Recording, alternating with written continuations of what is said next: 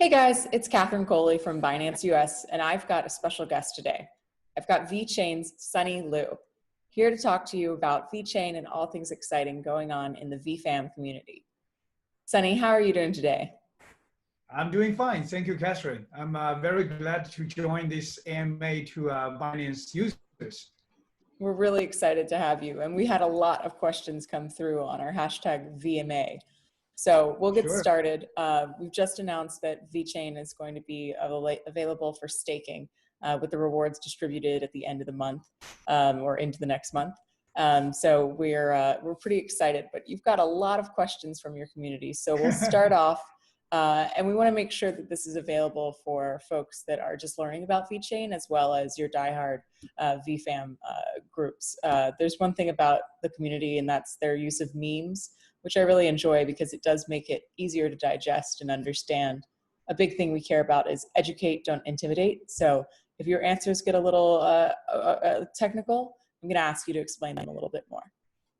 Of course. Thank you, Catherine. So for our first question, this comes from King Avery the Great, and they ask, does VeChain have any plans to implement their technology in the entertainment, social, networking industry, and if so, how? That's a loaded question. I'll let you start that one off, and we could go back to the beginning of really a little bit more of the basics. Well, no problem. I think the question is right to the use case point. I like that. But before answering this question, I like to reinforce the position of VeChain Foundation.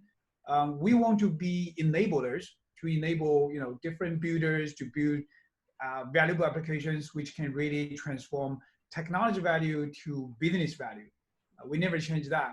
So any builders aiming to build a valuable application to serve business values are welcome to VeChain Store. Of course, including entertainment, social network industries. Actually, I was in Los Angeles several months ago, before COVID-19 for sure, to talk to one of a very interesting startup project by a very talented team with lots of experience, the background and connections in the entertainment industries. They're trying to build a very interesting platform for the music and movie industries. Even though the current COVID-19 is impacting the progress, but I believe they'll go through it and restart later. The other project I'd like to mention is 8 Hours. 8 Hours Foundation is a Silicon Valley-based project, which is focused on pretty interesting model. The project builds a hardware gaming console with a large touch screen. It's called Playtable. And the surface of the Playtable can interact with physical toys and figurines with VeChain IoT text embedded. So basically, you can imagine the possibilities with gaming experiences. So there is also a smart NFT, we call non-fungible token, will be involved for collectible items, more funny gaming experiences. So I think these projects position itself to do well in the entertainment and the gaming industries. And even furthermore, I always talk to the team considering about the education program or education gaming for kids, that could be a huge market. So yes, that's I just mentioned about the two sample projects, but I wish we could have more innovative startups to join the party. Is that why you have Deadpool behind you? Well, I like the Deadpool, especially in this COVID-19 situation. Deadpool never dies, so we should get through that. Neither does my plan. All right, that's a great assessment. I do think that we're going to see a little bit more of the modification of gaming away from the console or PC play into something innovative, like a coffee table that now allows you to interact with the game itself. So that's really exciting. So we'll go back a little bit to the foundation and the kind of understanding. Really, how do you define success at VeChain? This came from Kevin Wegman. Well, VeChain is targeting to be, public blockchain platform to have the most valuable transactions to serve business values. Nowadays, there are averagely 100,000 paid transactions every day on VeChain Store from different business users, mostly coming from enterprise users. in multiple different territories like fashion, like food safety, sustainability, lots of different cases. I would consider a small success in the near future when the number could hit like 1 million transactions per day. For sure, we won't stop there. And there is no reason we cannot expect a much bigger scale of use of VeChain Sword. And I predict the whole world will be using VeChain every day and just never even know it. So I would say the success of VeChain is really linked to how many valuable transactions could run on the VeChain Sword every day. Yeah, we've seen kind of the acceleration of digital assets as well as digital payment adoption really take place now that we've been locked in our homes, required to kind of source for ourselves all digitally or through e-commerce. Are you seeing the same thing in terms of community adoption and development take place? Actually, most of the enterprise, when they facing the challenge coming from a COVID-19 situation, they just figured out like, oh, the digitalization should be done yesterday, not even today.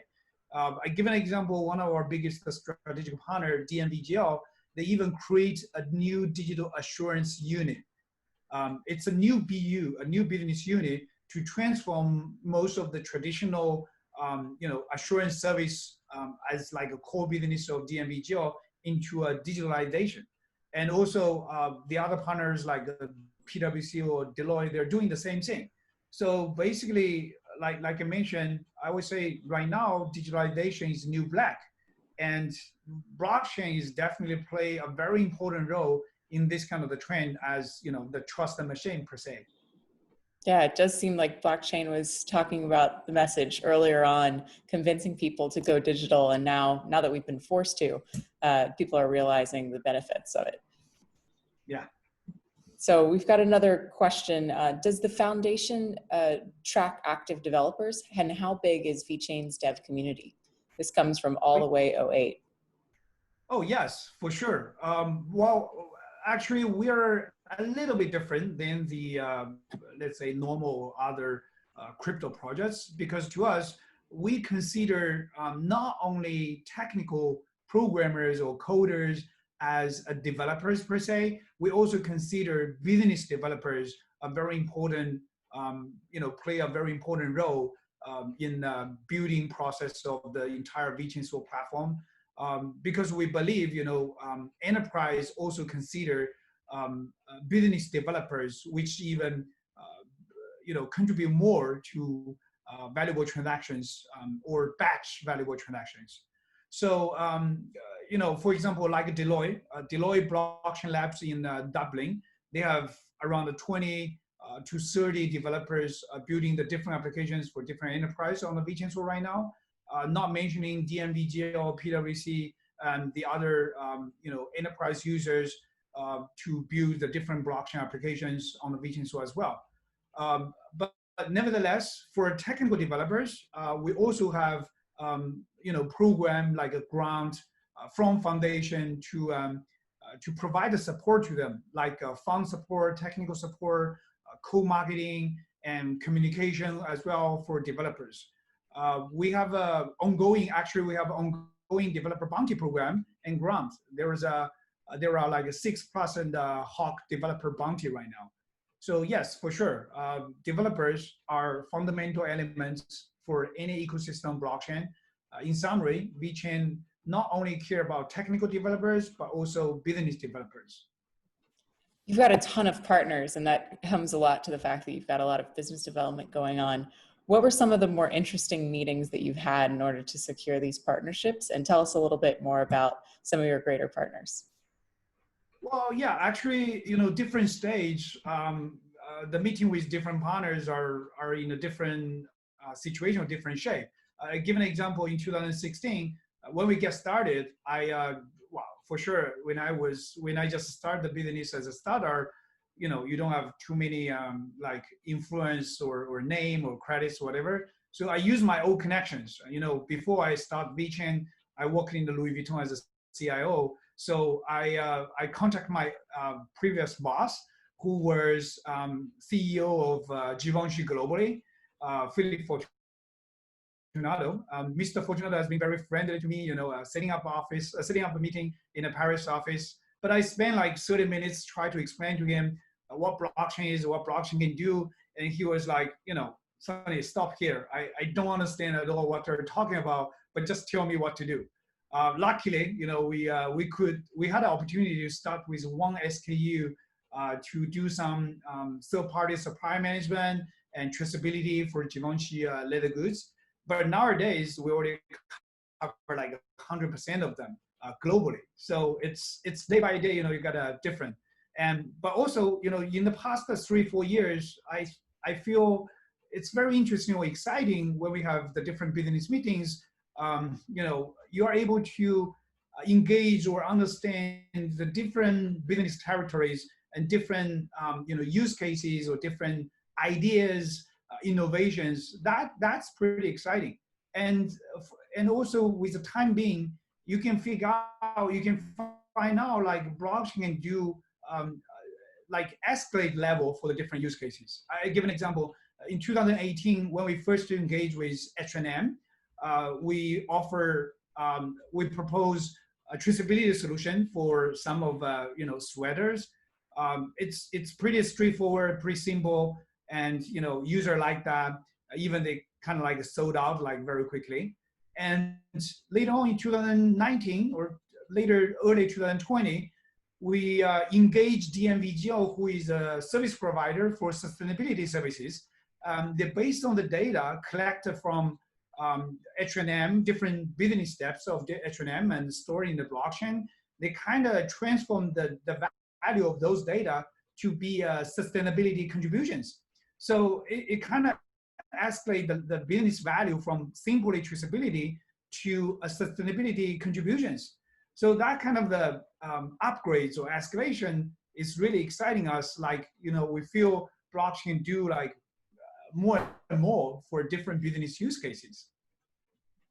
That's awesome. You really bring an item to the table here, which is how does someone go from Louis Vuitton into a crypto industry?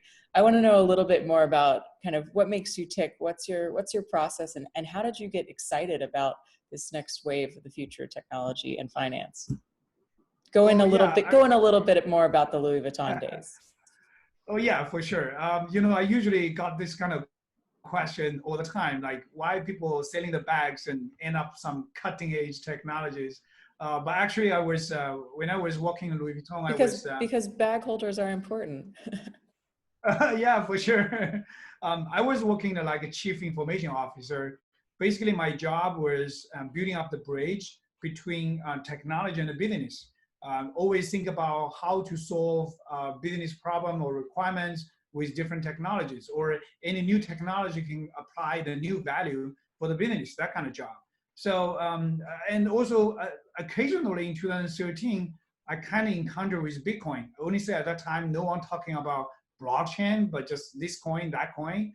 But after few weeks or even few months studying about the Bitcoin, I even read about the codes, reading about the white paper, I was fascinated about the technology behind.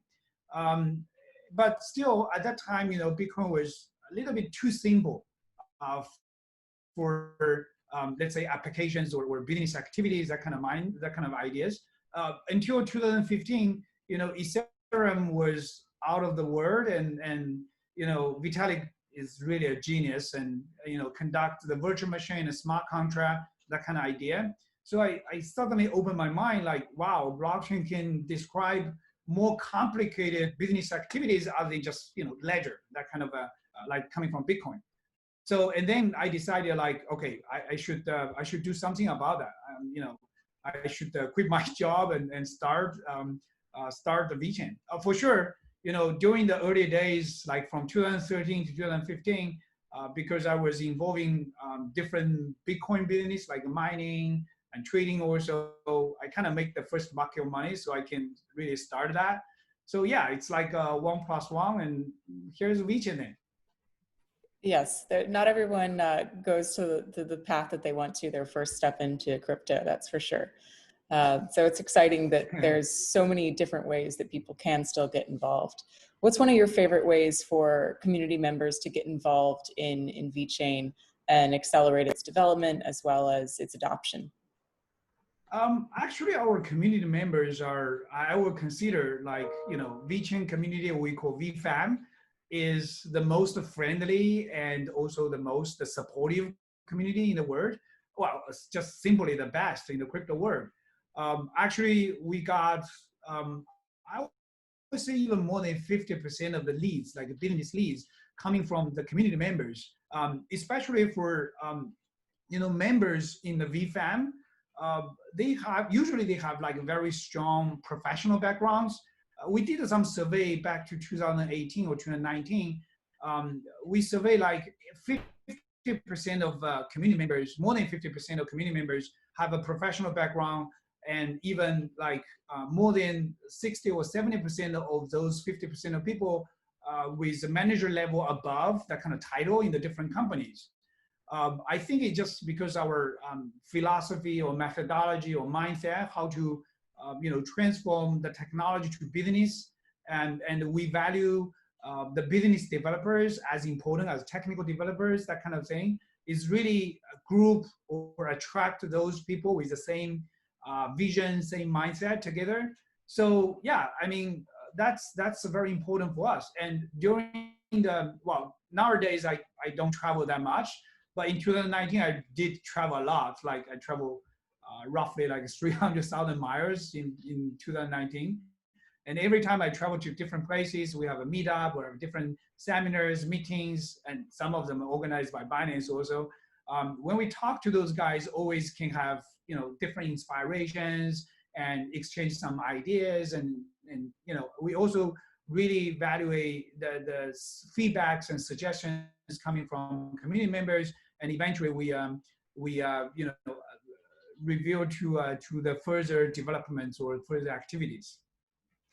Yeah, the decentralized world is giving us so many more ideas. We lean a lot on our users to share exactly what they want, and then we can build it for them. So Sure. we're always listening, especially to the VFam when they've got great ideas. And one of their great ideas was to launch staking. They've got a couple more great ideas, and we'll just see if we're building them or not. Right. Let's go through a couple other questions. There's Sure. a really funny one kind of alluding to your daily schedule. This is by Sung Indica. But they said, I saw a squat video. Can you ask him his gym routine and importance of strengthening mind, body together? One of the things we care about a lot at Finance US is your financial fitness, which includes your personal fitness. So tell us a little bit more about your daily regime. Sure. Well, like I mentioned, pre-COVID, post-COVID might be different. Oh yeah, for sure. Like I mentioned, I used to travel a lot in 2019 and before, but starting from this year due to COVID-19, I spend most of the time in a Shanghai office. I still do some like domestic travels to Shenzhen, to Beijing, to meet the different business partners. But yeah, most of the time I kind of stuck here. But if I don't travel, my daily, I don't think anyone likes my daily schedule, honestly. Because VeChain is operating internationally. We got office in Europe, like Milan, Paris, in Singapore, in Japan, in Hong Kong, China, and also Bay Area as well. So basically, I always have someone wanted to talk to me any time of the day from different time zones. So if I don't travel, I usually get up at 6 a.m. in the morning. Usually read some stuff or have some calls in a car to the office at 7 o'clock. But I try my best to manage at least a 1.5 or 2 hours in gym every day, usually in the morning, unless I have some like early morning calls. And then whole working hours usually is quite packed, and for the different meetings, con calls, reviews, discussions, workshops, or meeting with business partners, pitch to the different seminars, that kind of thing. Usually could last for like 7 p.m. or 8 p.m. and 10 p.m. is not really strange to me, like today. So I usually use my lunchtime to meet with my team. It could save some time. And For dinner, unfortunately, I couldn't have a dinner with my family most of the time. I have like 4 or 5 business dinners every week as well. Even I don't have too much like weekend time, but I try the best to still spare some time with my daughter every week. Even she complained, but my family is quite supportive to me. So that's kind of my daily schedule. Um, Is she getting curious about in crypto? terms of workout, I think workout is very, very important to me. Wow, she doesn't care about crypto. She's like just too young. She's only 8 years old. She cares about like Elsa more than everything else. Oh Elsa's a diehard crypto, so yeah, for it'll sure. For help. sure. It'll happen one day. Yeah, yeah. Back to your gym routine. Yeah. So for working out, actually, it's very important to me, which can really keep me energetic every day, and it not only strengthens my body but also my mind, because workout is about how to push your limits, how to be persistent, and and conquer the different difficulties, always challenge yourself. So yeah, I like working out every day actually. That's an inspiration.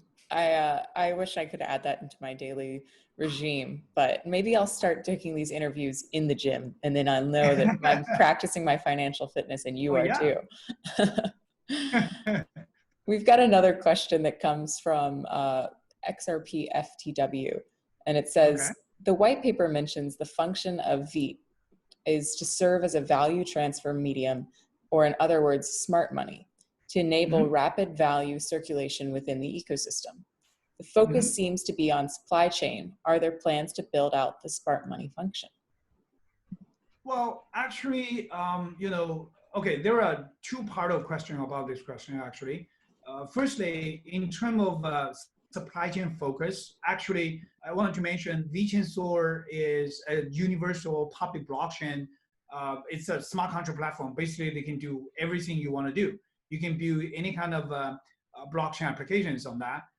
While we consider supply chain is kind of like a first step for any kind of business activities. So if we think about, let's say, blockchain applications, we can always refer to internet generations. What internet companies usually do is to transform user activities or business activities to be online, to be digitalized. And then the user activity will generate the data. And then the internet company will evaluate the data or transform the data to be some kind of commercial values. Give an example like Google. Google provide free searching functionality to everyone. Instead of going to library, looking up the different books, costing several days to find a one topic, it's kind of like seconds. You can do it in the Google right now. And when more and more user activities on Google, Google becomes the largest commercial company in the world. So that's how you transform the data value to be some kind of business value. So I would say the blockchain will be the same. When you have some business activities could really use blockchain features like publicity, transparency, immutability change, that kind of features, you kind of moving the blockchain business activities to blockchain. And later on, you will have more and more business data on the blockchain. You just need to figure out the way to valuize that, right? And we think about the first step or low-hanging fruits for most of the enterprise is migrating supply chain activities to the blockchain, because you can see the obvious reason or obvious business benefits. So that's why we have been focused on the supply chain for the like our major let's say use cases, but also we're exploring the others. For example, like we're also doing some use case in the automobile industry for carbon footprints, sustainability, that kind of the use cases. And secondly, in terms of the valuation, I think one of the challenge right now, not only to VeChain, but also to the entire crypto world, is how to define the valuation of the token, or how to define the valuation of the entire platform. For us, for me personally, I would say it could be very simple. If the platform are able to generate value, or the applications running on this platform are serving the business value, and more value to serve, then more value you can bring to the platform, which for those business users, they are willing to pay more to the platform, then the token will have more value or have more demand to use this platform. So, so that's why we're setting up the target is when we have more valuable transactions, when we have more business applications, which means serving more business values, and then the platform will be more valuable. Awesome. Were there use cases now that weren't in the original plans? Yeah, of course, all the time.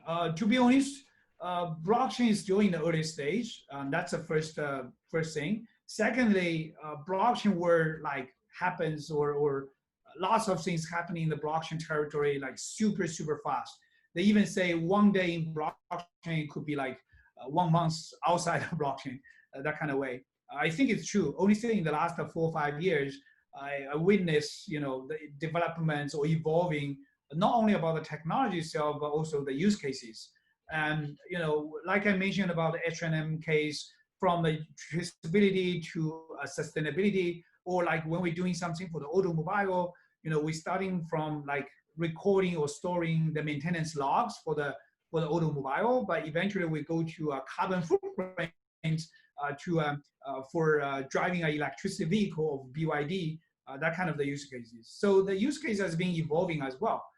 Recently, I just wanted to mention, even for COVID-19, we find a new use case to help people fighting against the COVID-19. We're talking about the MyCare as a new digital products of DNVGL. They usually provide the certification services to hospitals or for healthcare institutions. During the COVID-19 situation, they simplify the process to create a new digital product. It's called MyCare, to do a pandemic situation management. So basically, we can apply this service to any public places or public infrastructures or facilities. For example, like hotel, like shopping mall, like manufacturers, plants, with lots of people coming in and out on a daily basis. So how you can guarantee that place, generally speaking, is safe for people, whatever, to shop or to work or to stay, like hotel. So we define, DNVGO actually define the different critical steps. For example, to a hotel, you gotta have a different process, how to manage a swimming pool, how to manage a restaurant, how to deal with the food, how to cooperate the reception process during the COVID-19 situation, how to check the status of each individual to check in the hotel. So everything combined together, you can generate a status for this public place, like, oh, this hotel is green, is safe to stay.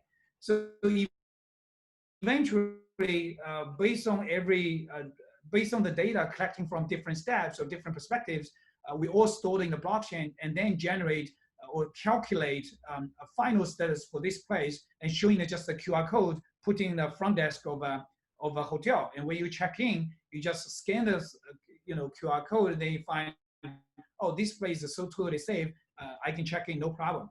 So this kind of a solution is really interesting and helping everywhere to fighting against COVID-19 situation. Actually, Chinese government liked that very much. We start from like 1 hotel in Shanghai, 2 hotels in Suzhou, and now we're expanding to cruise, expanding to a shopping mall, and also a very important hotel. It's a continental hotel in Shanghai because they are dedicated hotel for Expo, for a CIIE, the China International Import Expo. It's kind of like one of the biggest thing in China. And also DNVGO is expanding this service to Europe, to United States as well. It's a very cost-effective solution to help those public places to bring back the business normal. Assure the consumer users like it's safe to do anything you want. That's really incredible that you guys are working on adapting in our current environment and leading the way for solutions. We really thank you for that. how are the Sure. other ways that the community and those new to the community can learn from you, learn from VeChain, learn from the VFam? Any suggestions on what we should follow or keep engaged? Yeah, I mean, we have lots of activities, community activities. We never stop that, including the AMA. Like, thank you for you to organize this fantastic AMA for our community members as well. And also, we have official Telegram. We have Twitter accounts, official Twitter accounts. So basically, you can and media accounts. Basically, we're on our own page to share updates not only about the technology, but also the business updates. So yeah, just stay tuned. We never get you bored. I think we've got that in common. So available on Binance US, you can buy VeChain through our Easy Buy link. You can set up recurring buys for daily, weekly, monthly, bi-weekly. And you can also trade VeChain as well as staking coming to Binance US, where rewards will be distributed around the 15th of the next month. And we'll look forward to seeing what else we can develop and build out for the VFam. Thanks so much, guys. I really appreciate your time, Sunny. This has been Thank you, wildly Kathleen. fascinating. I'm really Thank you pleased very much. that we could meet today. All Awesome. right. Thank you. Thank you. Bye. Bye.